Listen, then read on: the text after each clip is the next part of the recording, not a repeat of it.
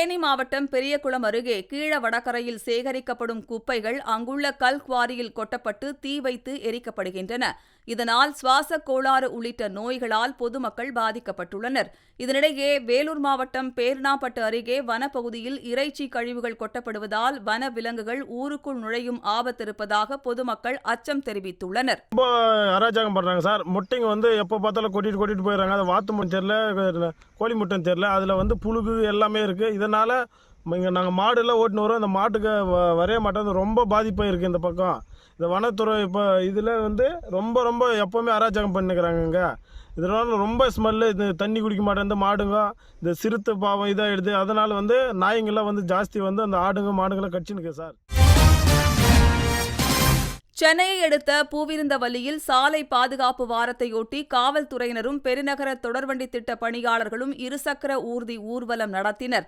அப்போது தலைக்கவசம் அணியாமல் இருசக்கர ஊர்தியில் வந்த பெண்ணுக்கு அறிவுரை கூறிய காவல்துறையினர் அவருக்கு இலவசமாக தலைக்கவசம் ஒன்றையும் வழங்கினர்.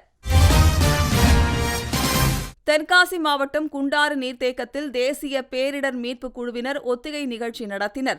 அப்போது தண்ணீரில் தத்தளிக்கும் நபர்களை மீட்பது குறித்து அவர்கள் தத்ரூபமாக செய்து காட்டினர். வேலூர் மாவட்டம் மேல்மாயில் கிராமத்தில் 133வது ஆண்டாக மஞ்சுவிரட்டு போட்டி நடைபெற்றது.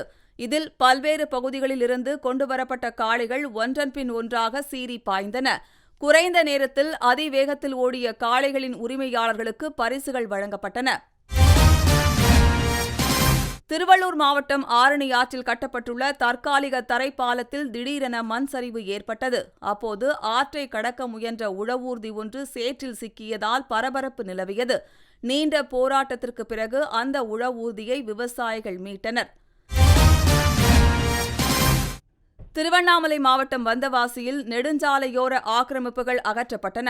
இதை கண்டித்து சாலை மறியலில் ஈடுபட வணிகர்கள் முயன்றதால் காவல்துறையினர் குவிக்கப்பட்டனர். பேச்சுவார்த்தைக்கு பிறகு வணிகர்கள் கலைந்து சென்றனர். இதனிடையே விருதுநகர் மாவட்டம் திருவில்லிபுத்தூர் அருகே நீர்நிலை ஆக்கிரமிப்புகளை அகற்ற எதிர்ப்பு தெரிவித்து முதியவர் ஒருவர் தீக்குளிக்க முயன்றதால் பதற்றம் நிலவியது.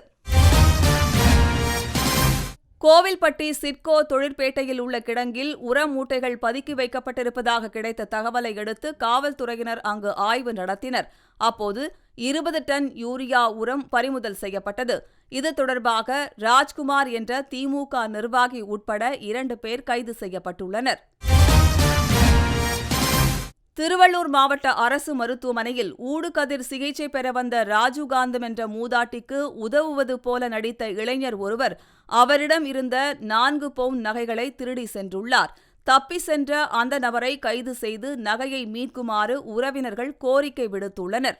பாட்டிமா நீங்கள் ஆதார் கார்டு இது பண்ணணும்னு சொல்லியிருக்காங்க. இவங்க ஆதார் கார்டுன்னொடனே சரி ஏதோ கொடுக்கணும் போலன்னு உள்ளே போயிருக்காங்க.